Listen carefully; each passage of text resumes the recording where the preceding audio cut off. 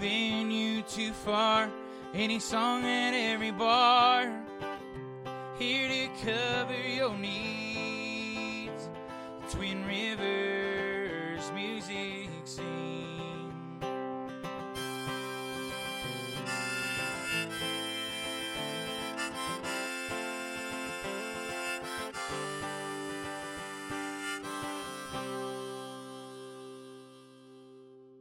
Hey y'all, this is the Twin Rivers Music Scene podcast with your host Madison and Reed and our guest Murphy.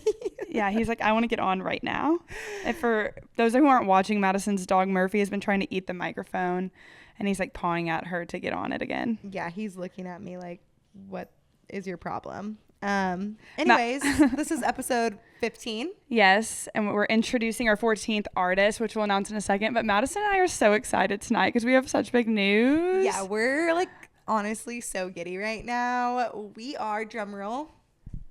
Wait, I only have one hand to do it. Yeah, you're right. I don't know why I said that. Anyways, we are the official media pass holders for Cattle Country. Isn't that insane? I just got to Madison's house and she told me.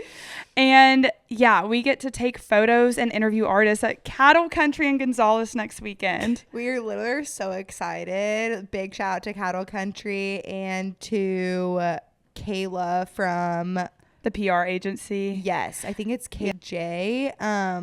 I'll tag them. But seriously, thank you so much. This is an honor. Yeah, and Madison told me like a couple months ago, she's like, you know what, I'm just going to submit an application for us. We'll figure it out. And that was before we've been doing a lot of the stuff that we have been. And it was before we did our podcast. Oh, damn. Mm-hmm. Okay, yeah. And so I don't think you'll understand the caliber of artists that are we don't know which ones we're interviewing yet. We'll find out next week. But the fact that one, we get to have photo passes, be in the photo pit for Madison. You can say the one that you're most excited for. We get to take professional pictures of the most iconic band of all time, Nickelback. That is like insane. Mic drop. That's it. I feel like we can't go any higher in our career than that. Literally look at this photograph. That was so good, honestly.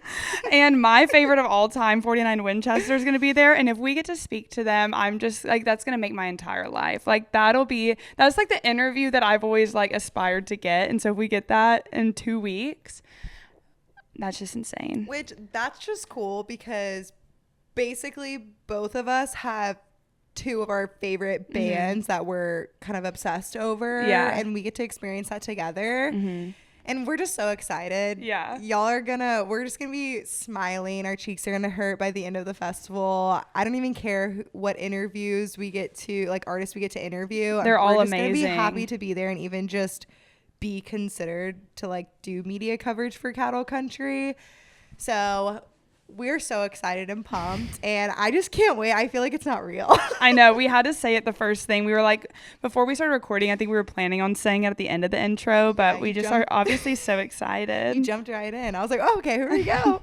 It's just we're excited. Yeah. So kudos to Madison for putting her application in there because it was random. Yeah, but I think it was for a reason. Like, we've been putting a lot of energy and effort, especially the past month alone, on top of, like, the ones leading up to this. So I think the universe is just rewarding us for all of our hard work. Timing is everything, Reed. Yeah, so y'all are going to see some crazy content in a couple of weeks once we get back from Cattle Country. Mm-hmm. And we're just so grateful for the opportunity. So we had a little glass of wine to celebrate. Oh, yeah, let's cheers. So we're very excited about that. Mm-hmm. And we also we've been doing some fun stuff. And we also have Two Step In this weekend as well, which is another iconic festival that we have been attending since the first year. This is the third year. It's our third year. And we attended Cattle Country's first year last year and had a great time.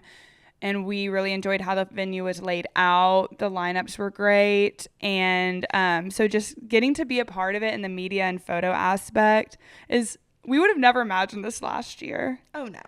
I don't think Twin Rivers hadn't even been born yet. It was just like in the idea phase. We were wanting to do something, but we had no idea what Twin Rivers was. What a year can do is wild. It hasn't even been a year. I'm just like excited, and I'm really proud of us. Yes. So, number one, let's just give a shout out to everybody, all the artists that we've interviewed, everybody who's reached out and given us so much support. Yeah. It really means the world. It sounds so dumb and like cliche, but it really is motivating because it keeps us going, and all the opportunities, Rodeo Austin, you know, even Hayden Red Wine with being at the Continental Club in Austin that we got to interview. Just every little thing, and even Cattle Country now, I feel like it's just growth. So we're excited and happy about it, and we can't wait. Yeah, we really can't wait. But we've been also doing exciting stuff recently. Reed actually has been taking the lead with Devin Bays. Yeah, so Devin Bays he's based out of Canyon Lake, but he plays all over New Braunfels, like the Hill Country area. And he's a good friend of ours that we've known for a couple years. And so we've been helping him just with like content creation promotion for his new song coming out in a couple weeks called the Whataburger Song. It's fun. It's catchy. Y'all are going to really like it. So we went to Salt Lick Barbecue in Driftwood last week, took a bunch of like promo photos and videos that we'll be posting soon. And then also we had an article in the Texas Country Music Magazine go out today. And so another thing to mention with her saying like we appreciate people's support, like we were just talking off camera, there was so many people, artists and non-artists, that reached out to us today personally that were just so supportive, sharing kind words, like interested in the podcast. We had venues reach out and give us photography gigs and stuff. So we are just so happy to watch everything come together and just like come to fruition. Exactly. And not only us, but obviously the mission behind Twin Rivers is to promote artists, venues, and around New Braunfels. So it's just exciting that other people care about that as much as we do. And so that's exciting as well. Just, you know. We use the word validation a lot when talking about artists reaching out, but that's really the main word because there's nothing that makes us happier than when an artist reaches out and says that they want to be on the podcast because we do it for them. Yeah, that's the whole mission of it. So, Cattle Country, and then Two Step In, and Texas Country Music Magazine, and Devin Bays. And also went to Silverado recently. I'm looking at your hat. That was cool. We got to shoot some pictures. What does it say? It says, hell yeah, I listen to Silverado. Sorry, Murphy is really trying to get Reed's wine, and he's playing with a toy. But anyway, we're really excited about this next artist, Zack Walther. He is really big in the New Braunfels music scene. It was actually really good talking to him and really interesting. I think my favorite thing about him is he's involved in a lot of the community, which I knew, but with the foundation and just having the recording studio, and he gives back to New Braunfels a lot. And so I think that was a really cool aspect just about him that maybe a lot of people don't know. And he was nice enough to let us record the podcast in his studio. So that was really cool. Yeah, so y'all should definitely watch this podcast if y'all typically only listen to it because his studio is incredible looking in the background. And so, yeah, Murphy is playing with his Santa toy. But yeah, Zack Walther, we had a great interview with him. I think it was like an hour long just because he had so much like insight to tell us. And we were really... there's just a lot to him. Yeah. We could have honestly talked longer. I know. And it was funny because when we first sat down, I remember him being like, what do y'all want to talk about? And we're like, we're going to talk about, everything, like whatever. And he was like, all right, there's a lot to talk about. I'm sure we can talk for a long time. And I remember being like, okay, yeah, not thinking. And then I was like, wait, at the end, I was like, okay, we have to end this podcast, but I have so many more questions. Yeah. And then Matt Briggs was also there working on some stuff, and he was really kind to us, like when we talked to him. And we're just really interested in working with them again in the future in some capacity as we both keep doing our things in New Braunfels. So, yeah, our next guest on the Twin Rivers Music Scene podcast is Zack Walther. Enjoy.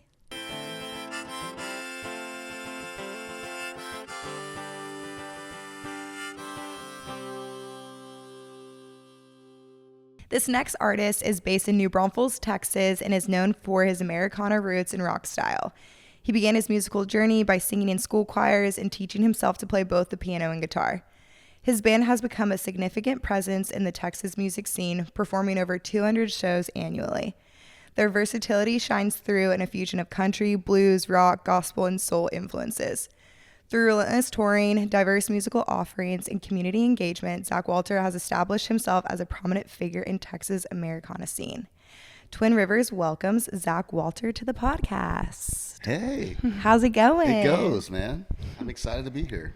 Thanks for having us out in your studio. This is awesome. Yeah, the Beagles Nest Studio B is, there's, B for the reason because we have the school in the front and the studio's now in the back, which is great because there was a time when the studio and the School of Music were sort of in the same building, and we were sort of overlapping and trying to find times that we could record and teach lessons and stuff like that. So it's nice that we have this now, our standalone awesome recording studio with this awesome room that you're in right now, because what's beautiful and significant about this is that records, the classic records, the records that are iconic to pop music for the last 50 years, 60 years or longer, were all recorded in a big room with a band, everybody playing at the same time. So what happened is, like in recording, is that people got used to recording one thing at a time and overdubbing, and we embrace the space of the studio. So that's kind of the theme of this studio.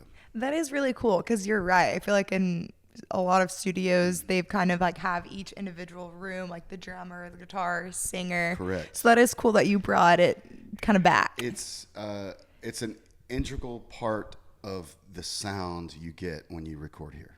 Do you think that's just because like everybody's playing and vibing together rather than like being individualized, or?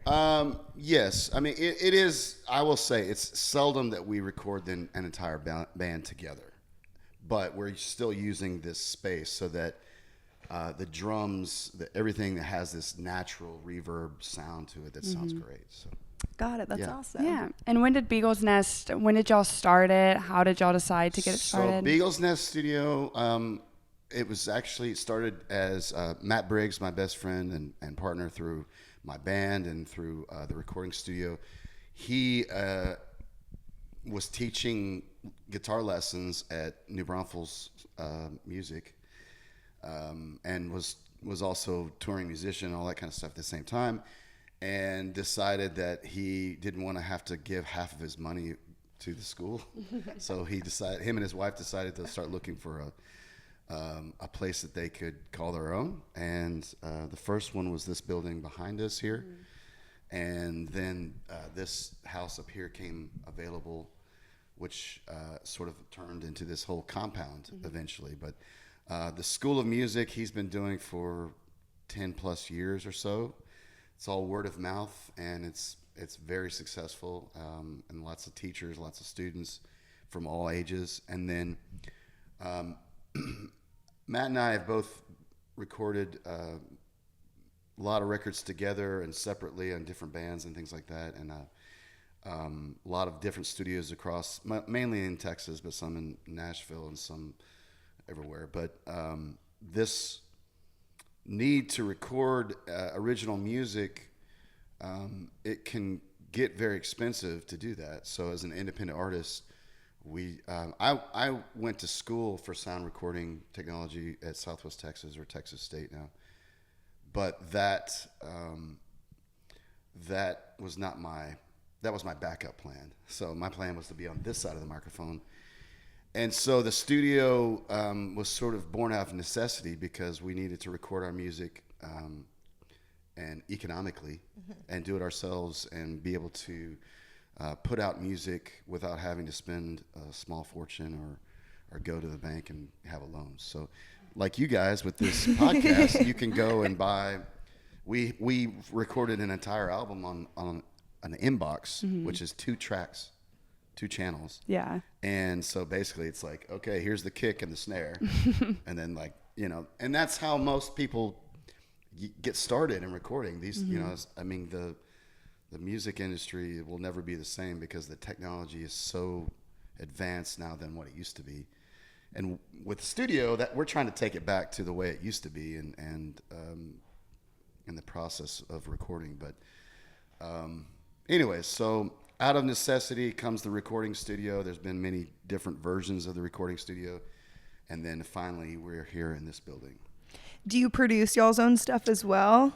Yeah, for the last, I have had many producers over the years and on a lot of different records that I've done of my music. But it was probably 2012 or so is when we started producing our own. Very cool. Yeah, it's great freedom. I will say a producer is a great asset to have a different opinion, a different perspective, a different outlook, maybe something and a good collaboration, a good collaborator, somebody who can kind of offer a different idea that's probably better. So. And I know you said you went to school at Southwest Texas. Taking it back a little bit earlier, I saw that you and Matt grew up in West Columbia, right? We did. Okay. I was born in Lake Jackson, Angleton, all that. So I'm very familiar with that area. And I was born in Freeport. Okay. Yeah. So the hospital used to be in Freeport, which is now part of Dow Chemical Plant. The hospital is? Was, yeah. Yeah. Where I was born, and then they moved it to Lake Jackson. Okay. Yeah. My whole family is from down there. And I was like, wow. Brazoria County people. Yeah, I love it. That's awesome. But so y'all started playing together, though, like in high school, like in your teen years, correct? Yes. Okay. We caught the bug early, I would say. Probably 13, 14, 15, we were practicing in garages and all that kind of stuff. Probably 16, 17, we were maybe playing a high school dance or something like that. And then we did. And then there was a dance hall band that we followed around as teenagers and into college, which they were called the Emotions. And the Emotions is a top 40 dance hall band, plays mostly country, but they always had good crowds. And so we looked at them and their business model as something that we wanted to do. So we all were going to college, different colleges, but we'd come home on the weekends and we'd play, little bars and dance halls that would have us and stuff. And that's really kind of where we started, truly cut our teeth and thought maybe this could be a possible job for us, and to continue and sustain the music and what we do, and how to make money as a musician, how to survive as a musician. We had the support of obviously our parents and things early on. And then we went to college. Matt transferred to Southwest after 2 years, and we lived together and started a band. And we saw this guy named Pat Green, and it was, 2,000 college students at a show, and we're like, what is this? And that was in the late 90s, and we thought, well, there's a whole scene. And it wasn't that it was just Pat Green, it was just that he was sort of the window into the Texas music scene for us as musicians. I have a lot of respect for Pat, and we've had a lot of the same people. I've had a lot of the same people on his side of things, like management and booking agents that he had, that I've had over the years, and I'm just grateful that there was something like that, because it was something that we have pride about in Texas, that this is our music. This is, you don't get this in, well, I don't know, Virginia or something, I don't know, whatever. But I mean, now we do travel. Musicians travel and we get out and play, but it's nice to be able to call Texas home and have that. Like, if you establish yourself as a Texas artist, then you automatically have the support from the fan base that are in Texas. The Texas music scene is so special in that, like, you can travel just all throughout Texas and make a whole entire career out of it, make all the money that you need. I don't really want to leave Texas. I mean, I do, in the sense of I like to travel, but it's my days of 15 passenger van with a bunch of guys going across the United States gives me anxiety. Just the thought of it. The drive can be long enough to go up in the Panhandle as like going across states. It's fly or I don't go. Yeah, love it. So I know you mentioned Pat Green kind of like sparked that. Are there any other artists that maybe helped you pave the way? Back in those days, it was they were all kind of, Pat was the biggest, and there were emerging artists like Corey and Roger Krager was a big one for us. Charlie Robson was probably our favorite. Reckless Kelly, they were some of the best. And now all these guys are they're retiring and stuff. Yeah. Like, I didn't know you could retire as a musician. I heard it's very hard. I read something that I was like, once you're in it, it's really hard to retire. And I was like, honestly, good point. I don't even know how you would. It's not really I don't think you retire. Obviously, you don't, because George Strait's still playing. Willie Nelson. Robert O'Keefe is still playing. Has tried to get out so many times. Like, this is the last tour. What people don't realize is that it's a way that they can sell their bus. So they get rid of their bus, and they're like, guys, everybody's got to come to the show on their own, and then we just play a show. So it's, and it's a lot less touring, and it's a shift in their business is what it is, really. They're still playing. You can't stop until, they call you up. Going to school for music at South Texas State. Do you think that, even though like with learning all the music business side of things, do you think that kind of helped your success with opening this studio and kind of at least know the background, even as an artist going into the scene? Yeah, I mean, what's great about the Texas music scene is like once you sort of establish that you're in that scene and your music is close to somebody or something, you kind of piggyback off of other bands like you. Like you're like, hey, you like them, you like us, and and you do a lot of shows and festivals, as many festivals as you can, and try to associate yourself with other bands, and that's a great thing. It's like, it's a scene. It's a music scene that's somebody established, or somebody coined the phrase Texas music somewhere in the late 90s probably, but and then it shifted to like Red Dirt because there were these guys from Oklahoma coming in, and anyway, so I don't know. Other than that, the Texas music scene, being at college, being young, that's and you have the backing of college kids coming out to your shows. That was a very that's crucial, I think. A lot of these artists that are big names in the scene started in a fraternity. Yeah. Yeah, we both went to A&M and College Station. Yeah. So I feel like that's where everybody kind of blew up, like even Parker McCollum, Co Wetzel, they were playing in those tiny little bars that we were all college kids. I feel like if you can grab college kids in Texas, you're going to be okay. Yes. Or it was. I don't know if it is anymore. Now it's TikTok. It's changed. Now it's like social media is a huge thing. Yeah. Well, and unfortunately, my generation was kind of the very end of it, I think, because, at least in the college scene, because you could go to A&M, you can go to College Station or any college town and play, and there were several venues that existed for us to go play. It's not that way anymore.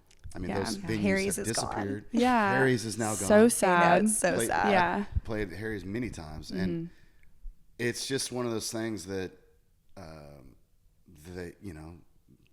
things change. Yeah. Obviously, people, real estate, all that kind of stuff, especially in College Station, but we started noticing that it was. They were like, well, we've got a DJ coming on after you guys. And we're like, okay. So then the crowd flips. Yeah. And all of a sudden, and the bar owners are like, well, people are not paying money for mid-level bands. They'd rather just come out for the DJ. Well, it's interesting because when I was at A&M, it was like when like she said, Parker and Cohen, all of them were coming up. And that was before all the TikTok and like really heavy use of social media to promote yourself, which obviously has its benefits. But I feel like those artists, like we all looked forward to when they were coming into town. We would like plan out for weeks because that was really the only time to have access to their music, not streaming it. And so I think those people also have like more longevity probably with their fans too, because they were always on the road, like always like traveling to see people. So I think that's like why College Station's a little bit different now and venues like Harry's close, because there are some people that rise like in fame really quickly, and then they're already playing the huge venues like Whitewater and stuff. So it's like, okay, the mid-level bands, where are we putting them to play, kind of thing. I've been around to know, and this is something that I think I've known from the beginning, but music has it has ebbs and flows. It goes and it comes, and I'm just saying it has a tendency to sort of come back. I think maybe we're trying to figure it out. Bar owners are trying to figure it out, and venue owners are trying to figure it out. And I've done it for 25 years, and I've seen a lot of places come and go.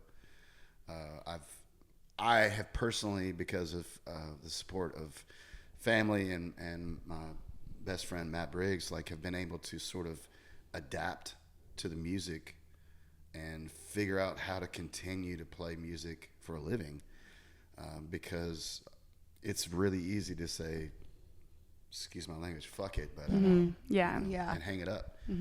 But it's one of those things that has never really been an option until now with the studio. Like the studio is that other thing that we do, and producing, which is nice because I get to go home at the end of the day and like tonight and go watch my kids' softball games. Yeah, that's awesome. That's what I was gonna ask. Like, how do you think y'all are as a band navigating the whole social media scene and the transition? How things are changing? I've fought it when it first started happening, like Facebook.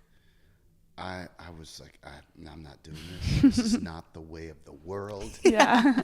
This is Satan. It was. I wish I would have embraced it more early on, and I saw people doing it, and I thought it was silly, and I thought it was what. I go, the music speaks for itself, bro. And it's not. I mean, yes, it does, but unfortunately, the music business is not. It's a business. It's not talent business. You have to have talent, but you also have to have a lot of other things like business savviness, perseverance, dedication, all that kind of stuff, and being able to say yes all the time until you can finally say no, because that's the point that you want to be like, sorry, I can't do that because I'm doing something else. But putting yourself out there as much as you possibly can. In the early days, it's like I usually say yes to everything because you don't know who's going to be in the crowd, and that's the opportunity. You go to Nashville and your songwriting showcase, or you're playing on Broadway. You're honing your craft, but you're also hoping that there's somebody's going to spot you in the crowd and say, "Hey, come with me, kid," that type of deal. And it's the same here in Texas. But we get to the place where we hope that it's going to work out. I've always had faith that in my career that no matter what, this is what I was put on the earth to do. So learning to navigate the music and the social media is something that I'm still learning and that sort of thing. But I do acknowledge now that it is a very important part of promotion. I mean, if you just look at it that way, we used to spend thousands of dollars on publicists and things like that for records that come out. That's the old way of doing it now. I mean, now you can just hire some kid out of college to say, "Hey, man, I need some social media blast. Just let's do this," and that's the smarter, more economical way to do it. Yeah. So it is something that I've had to adapt and change. I was listening to a podcast y'all were on the other day, and they told us, or y'all were talking about how y'all have a van called the Super Trooper, or is that how you? Oh, that thing. Stormtrooper, not Super Trooper, Stormtrooper. Yeah, the white bus out there. That's the. Where did you get that name from, or y'all? Well, if you look at it from the front, it looks like the mask of a Stormtrooper. Yeah. Okay, yeah, because y'all were like recording it in there, I think, and I wanted that podcast episode, and yeah, I forgot about that. yeah, but I was like, okay, that's a fun name for your bus. Do you think like a lot of other bands like have names for their bands and everything? Yeah, usually it's like a girl's name or something. Yeah. And at least so the bands. yeah. And y'all play like upwards of 150, 200 live shows a year, Yeah, correct? I mean, it's been sort of the only way to make money as a musician is to tour, is to play gigs. So we're fortunate that we've able to work and feed our families and do what we do. It is it's a grind, but you have, it's a labor of love. It's one of those things that I love. Like last night we played in Lavernia, Texas. The whole town, I think, was there. It was great, and there were some really wonderful moments on stage that just gave me chill bumps. And that's the stuff that I live for, playing live. So. And you're doing it with your best friend too. So That is the that's another perk. Yeah. Do it with people that you love, because there's nothing worse than having that one guy in the band that just ruins it for everybody. And that's a part of it is learning how to get along with people on the road. And if they may be the best musician, they may be Eddie Van Halen, but if they suck as a person, they're not there very long. Yeah. Just like get out. So can you talk a little bit more about the formation of the Zack Walther band and kind of how the fruition came to what it is today? So the formation it's evolved. I used to have a 5-6 piece band on the road, but I went broke. Wow. Doing that. $500 a gig doesn't quite cut it back in the days. And so now the band is mainly myself on guitar and vocals, and then Matt Briggs on a number of different things. Matt's a very talented musician himself, in that he can play multiple instruments at one time. He can play the drums. He's created. It's evolved over the years, but it started with like a suitcase. And we made a kick drum out of a suitcase. We thought that was kind of clever, and it sounded good. But it's now a kick drum, a snare drum, and he uses his feet. And then he plays guitar, sits down, plays guitar, and has now added a piano. So he plays piano with his right hand, or he'll play guitar and drums. That is wild to do all at once. So that is what that does is that frees up some cap space. So, and then I have a bass player come in. It's usually a guy named Corey Shetler out of Austin, Texas, or there's other guys that come in. And then if I need, I'll bring in a fiddle or a guitar player, things like that just kind of round it out if need be. Obviously for me it's like we'll book the gig, then you book the band. I know I have Matt and I can go do it. Last night we call it the power duo. And it's now evolved to just a kick drum, 4 on the floor, kick drum, and 2 guitars. And it's really fun. It's a super high energy show. And we're like, why do we need a band? Let's just do it us two. I think we could just kill it as a duo. Yeah. One of the bands there's 2 bands that I've looked up to for the last 10 years or so. One of those is the Black Keys. That's 2 guys, and they became one of the biggest bands in the world. Now, when they record records, there's obviously multiple parts on there that they're not playing live, but I'm sure there's I've never actually seen them live, but I know that there's more than just the 2 of them on stage. And then the other one is Shovels and Rope. It's a husband and wife duo that goes out, and they do similar to what we do, which is guitar, and then the other one plays drums and piano, and then they switch. So she'll play the drums and he'll play the guitar and stuff. And it's really neat to watch, but it just shows the level of songwriting and musicianship, and honestly, it forces you to us, like when we do the power duo, it forces us to be very dynamic, because dynamics is what creates versatility and change. So like adding a kick drum and then taking it away, that's a huge difference in volume, because kick drum is low. That's what we feel in the audience, and so that is unique, and not everybody can do that, but we've just played together for 30 something years that we're like an old married couple. He knows what I'm thinking, he knows when I screw up, and he covers for me, and vice versa. So it is I screw up more than he does. Anyway, so but overall, like if you hire the Zack Walther band, it's a 3 or 4 piece band. Okay. And then the power duo is another adaptation of that. And y'all have a weekly residency at Freiheit on Wednesdays, correct? Incorrect. Not anymore? We did. Okay. I have had a residency gig since I started doing this, basically. And the reason for that is A, to practice. It's a paid practice. 2, it's free form. There's no set list. There's no, whatever. People want to request a song, they can, and we'll try it or whatever.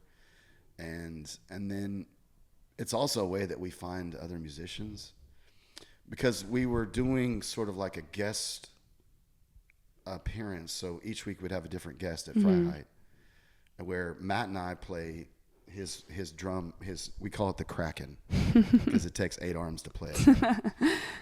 It's the drums, the piano, guitar. I'll play guitar and / bass with my acoustic. And then we have a guest who's a singer-songwriter, and we'll just play with them. We don't know the songs, but it has been a huge blessing, because it's made me a better musician, because learning how to play a song that you've never heard, and they're not directing you, because they're singing the song. We're able to sort of, respectfully back that artist, and then at the end of it, we're like, it's like we practice that thing all day long. It's not a. And so, the residency I've done since the beginning of time, at least my time. I started at Tavern in the Green, which is no longer here, unfortunately. R.I.P. It was a beautiful place. It was where I met my wife. It was where my wife and I had our wedding party. Oh, wow. We've buried a few friends or had memorial services there and things like that over the years. I hated to see it. It's still there, but it just doesn't operate it. And I wish that somebody would. And I know there's a lot of people in this town that would want it back too. Well, let's put it out there. Somebody well, open recently, it back. like over the last 6 months, I've played there several times. They're all private, like Hope Hospice events and things like that. Okay. But they're awesome. Anyways, I started at Tavern. We were starting to make a lot of noise, and then Green Hall said, "Hey, come play." So we played a year and a half at Green Hall on Wednesdays.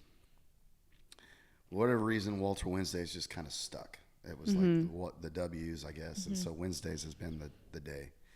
And then and we stopped doing their Wednesdays at Green Hall, and I guess I stopped for a while, but I hosted songwriter nights for years at Tavern before that, and then we started doing the Villa, just Matt and I, and just kind of as a whatever. It is the Villa now, right? Yes. It used to be the Village, or I don't know what it was before that. we were there when they transitioned the name. And then I actually recorded an acoustic live record in that room at the Villa. The one upstairs? No. We did it in the room inside. Oh, okay. It sounds like we were in a church. It's awesome. Yeah. That's cool. And that record's called "What Happens Happened." I think. And anyways, so we played that room for a while, and then decided to move over to Freiheit, and we've been there for the last 5 or 6 years. It's great, but I think it's time that we spend some more time at home, and it was one of those things that it's kind of like a job. When you have a residency, it's like that thing you do during the week that's always there and steady and constant. But I think we've kind of reached the point where we don't need to be so steady and so constant, and we have other things that we're really busy with now. So we're able to kind of step away from a residency for the first time, and I don't know when. So it's really nice. We are still doing like the first Wednesday right now at Freiheit because we're starting another band, a dance hall country band, corporate band called Pony Express. And we're teaming up with another local, Tiffany Dawn. Oh, she's great. Yeah, she is great. Yeah. We saw you play at the DKC Cookers tent at Rodeo Austin, another band that y'all have, VHS. Can you tell us a little bit more about the formation of that? Absolutely. So about 8 or 10 years ago, Matt and I were just looking for something to do. And since we started playing music, we went to high school in the 90s. Obviously, the music of the decade that you grow up in and you go to high school in is very dear to your heart. So the 90s were one of the most prolific decades of pop music because there was genres were born, alternative rock was born, the country music was different back then, and so we just kind of started we put together like a 90s night one time, and I had like a binder full of songs I'd flip through and play these songs, and it was a small, tiny little intimate show. It was fun. We had a great time. And then we started doing it a few more times. And then COVID happened, and it was just one of those things that was kind of in our repertoire. And it was one of our bag of tricks. Let's just put it that way. And we met a piano player named Mike Atkins, who's a local, one of the best musicians I've ever met. And he has a gig. He's one of the main piano players at Pete's Piano Bar in Austin. And we started playing live shows with him and doing these 90s songs. And as a trio, and like right after COVID, we kind of like, hey, let's go ahead and name this thing. And we searched far and wide for a band name that was appropriate for a 90s band.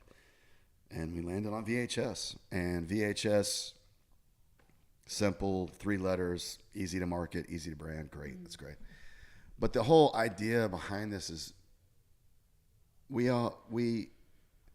the Zack Walther band is its own thing, but and it has been for 20 years. But this new thing, VHS, we designed it in mind of this is purely a corporate band, meaning that we're going to target corporate America, corporate parties, private parties, things like that.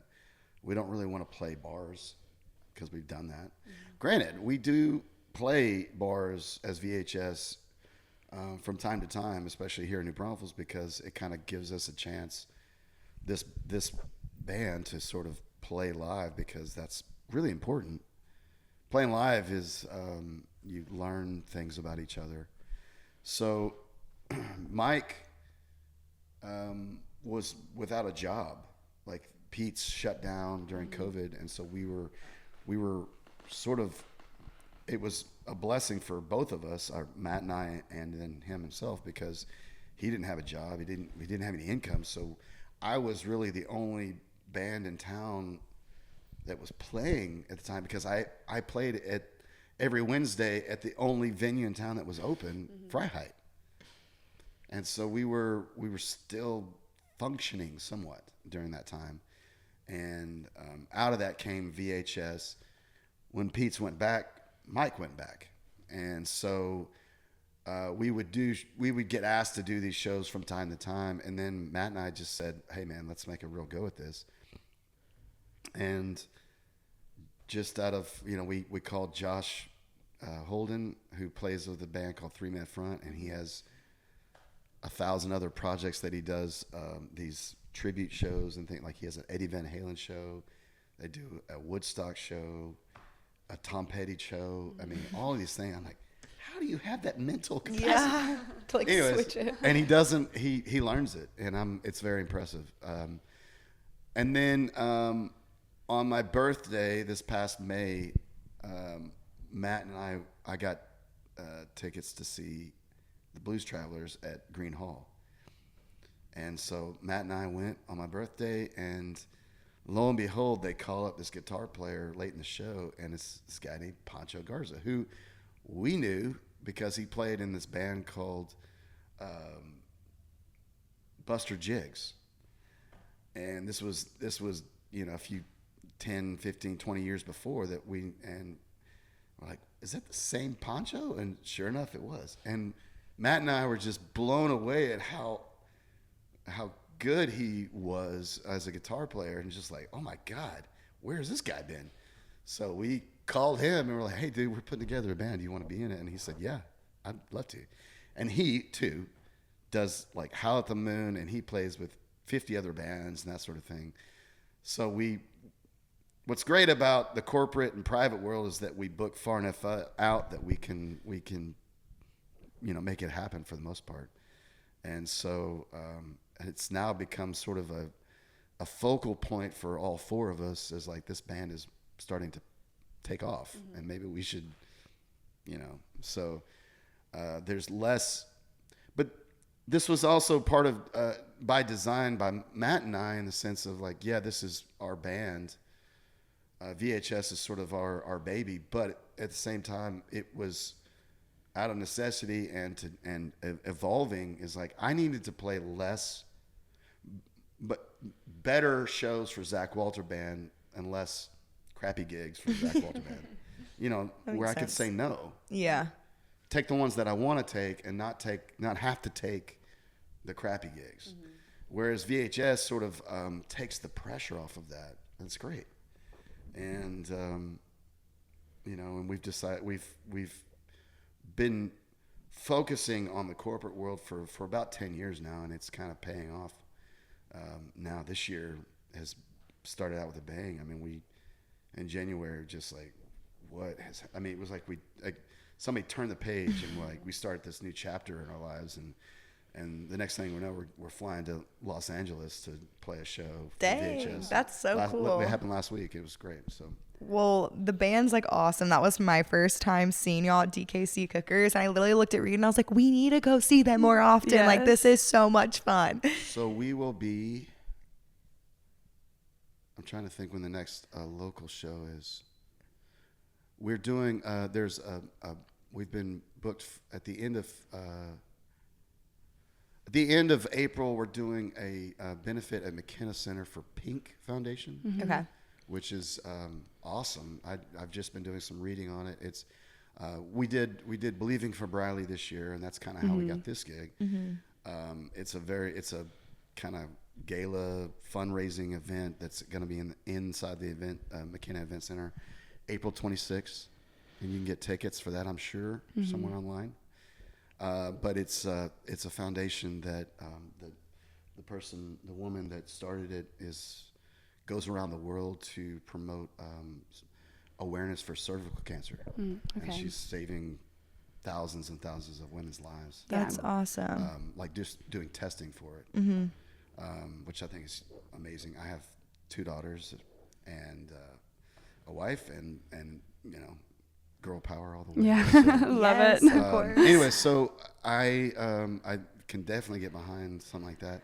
And earlier that day, we've just been booked for Beer Fest, which is at Worst Fest. That'll be fun. Okay, cool. So we have 2 shows in town that day, April 26th. That'll be I a love fun day it. for y'all. And it's Busy day. yeah. And I see y'all's name on the ticket for like a lot of nonprofit events. Like you're wearing Yeah. Linen Aid, and then you do Hope Well, Hospice. this is our foundation, Linen Aid. Oh, okay, awesome. So that just shows like how ingrained you are in the New Braunfels community. What do you think, or how do you feel about the New Braunfels music scene and the community, and how that's shaped you and your family, like as people, and then also you as a musician? That's a great question. This town, New Braunfels, is very unique. There are no other towns like it, at least that I know of. I mean, there's some really great towns, but there's a vibrant music scene here. There are people. There's a amazing radio station, KMET, KGNB, that supports the community. It's very local. It's very cool and niche. And then it's all these great venues that support the live music scene, and then national acts, touring acts coming through. It's great. With that said, there is, on any given Sunday in this town, you can find an event that's supporting something. It's a cause. It's a foundation. It's a benefit concert supporting some person that has cancer that needs to raise some funds to help pay for medical bills.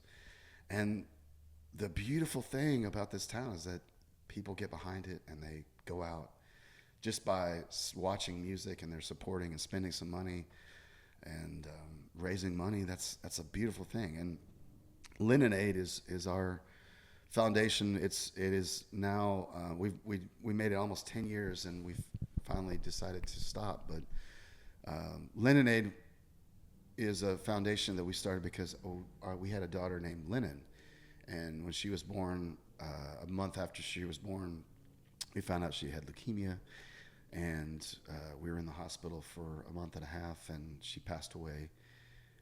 But the support of this town and this community and beyond was really what got us through that whole tragedy. And that sort of made us turn around and say, we want to pay it forward.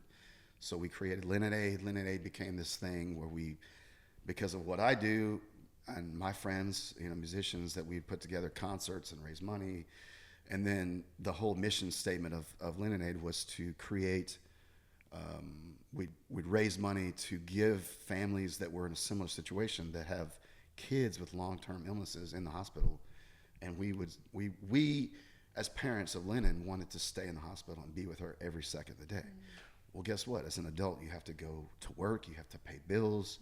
So what we tried to do for Linen Aid was to sort of ease that pressure and say, hey, we're going to give you some money so you can pay your car note this month, or your house note, or whatever.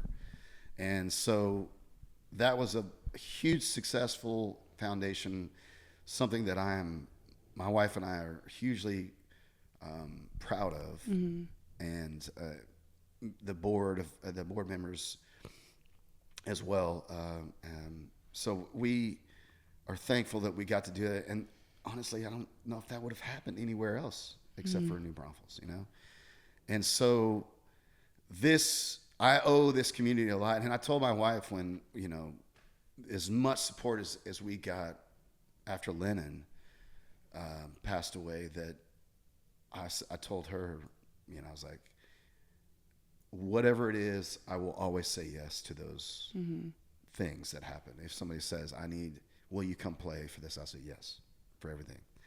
So it is,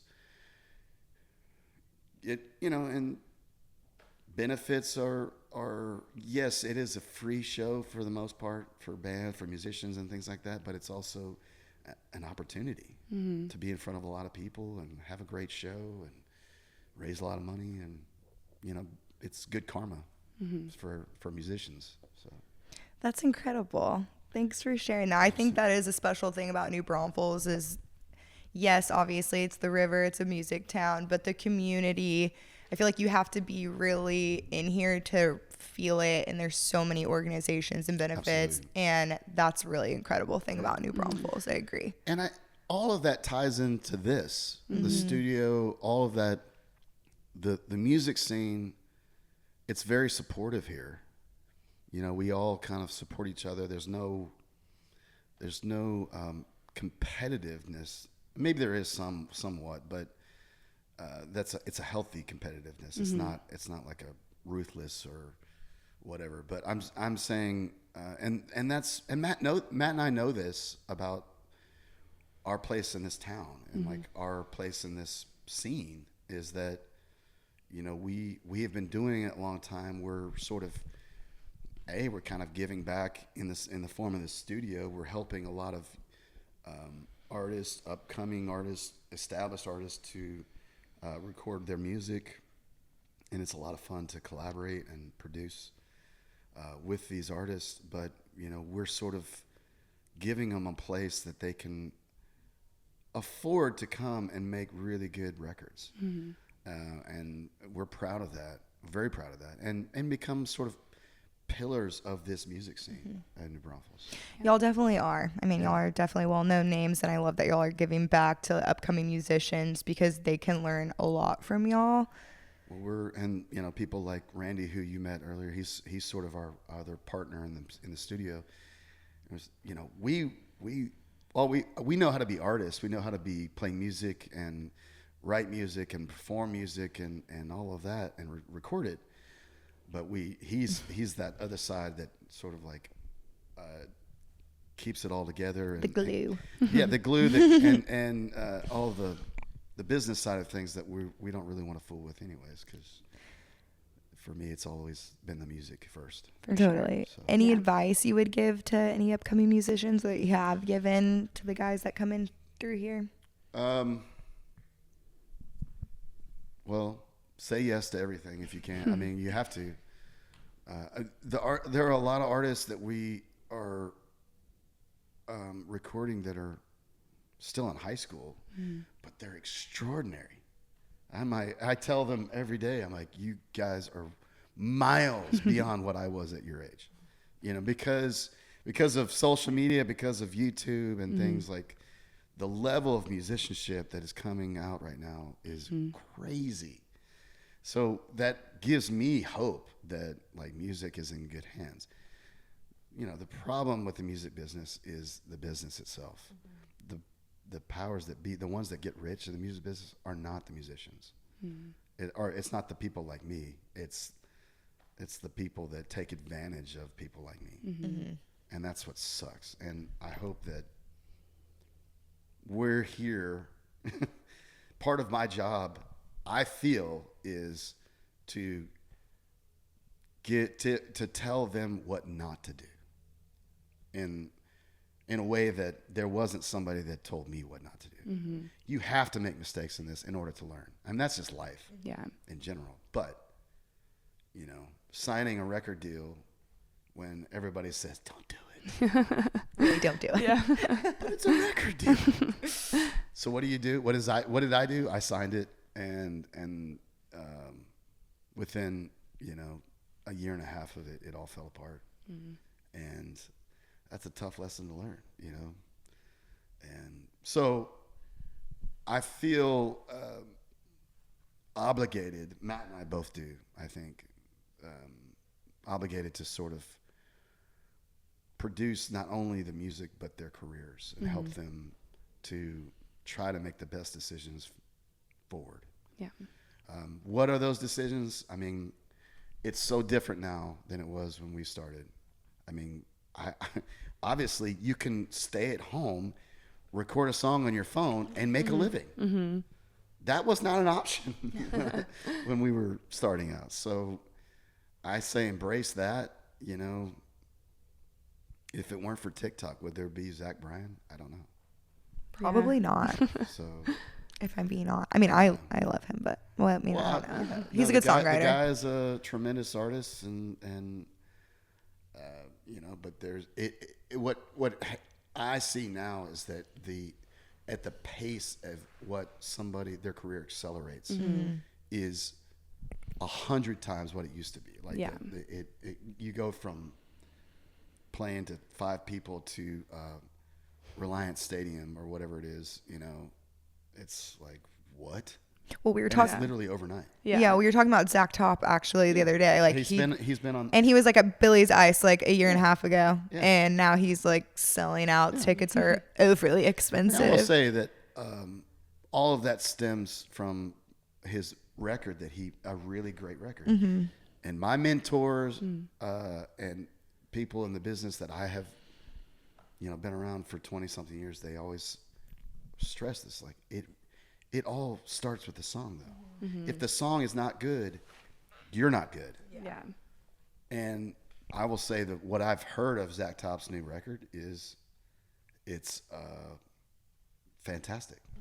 And that is the reason why his success has exponentially grown over the last 6 months. Now, with that said, I don't need any more Zachs in the business. Yeah. I'm the OG, okay? Right. I was here before Zach Brown. Right? Yes. Stop popping up, Zach. There are a lot of Zachs. I didn't really think about that. But you're with a K. Are you with really? K? I'm Zachary with an H. But in first grade when they say, "What is your name?" and spell your name, I was like, "Well, I don't want to be Zach." So Z-A-C-K. I don't know. I somehow makes you stand out. decided to do it that way, I guess. I mean, you spell Mac that way, I guess. True. Yeah. That only makes sense. So do you want to tell everyone where they can find you on social media and your website so they can follow along for your shows? Yeah, Zack Walther Band is Facebook, Instagram, TikTok, all that kind of stuff. Website, ZackWalterBand.com. Most of the show, I try to, we're all in-house team, so I do. Unfortunately, when you are an independent artist, you have to play all the roles, and it doesn't leave a lot of time for the things that really do matter, like songwriting. But when you're the booking agent, manager, all that kind of stuff, you have to, I get most of it done. So the dates are usually on the website, and we always post on Facebook and Instagram. And then VHS is also out there. VHS is VHS90s.com, and then same for the Instagram and Facebook. Awesome. If you have corporate Christmas parties, book it now. Well, yeah, I mean that's another like branch of what we do.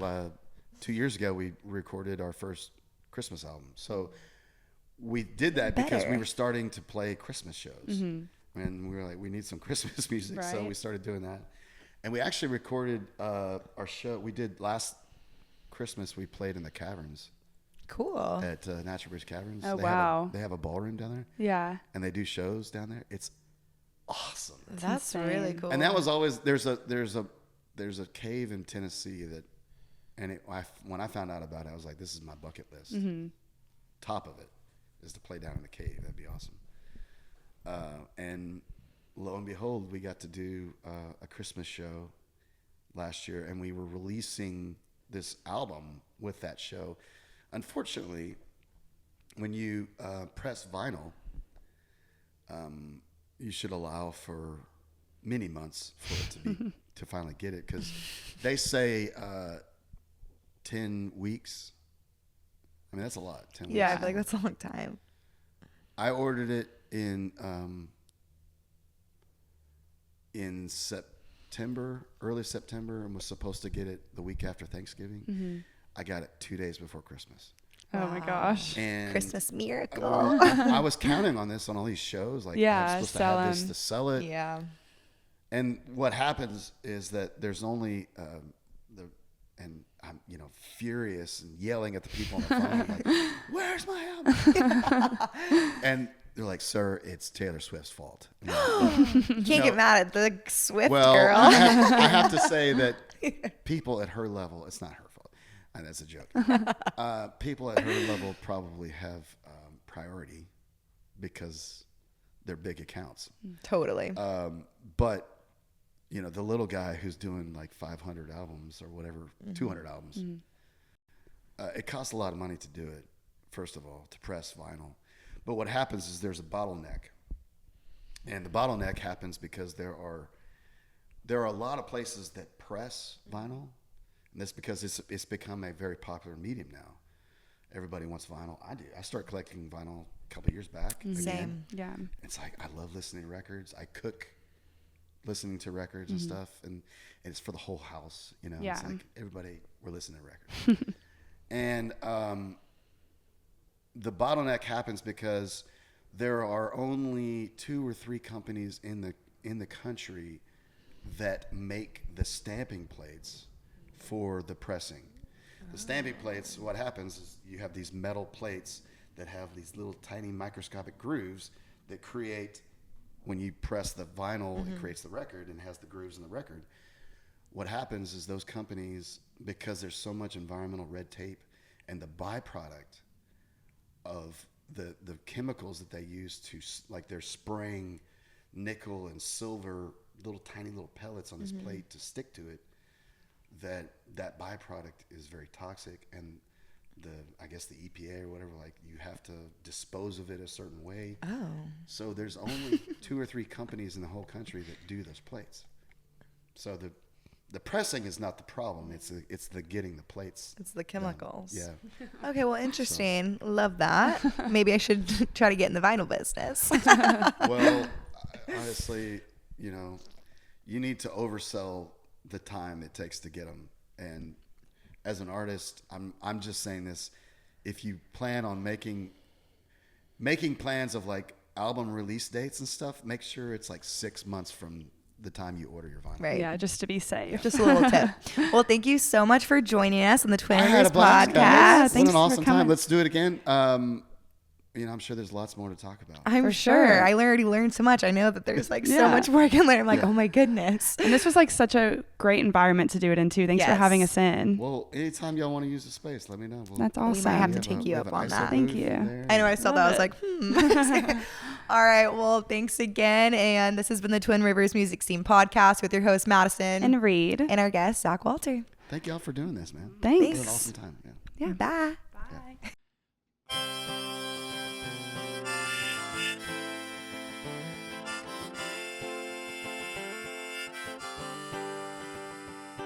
No venue too far, any song at every bar. Here to cover your needs. Twin Rivers Music Scene.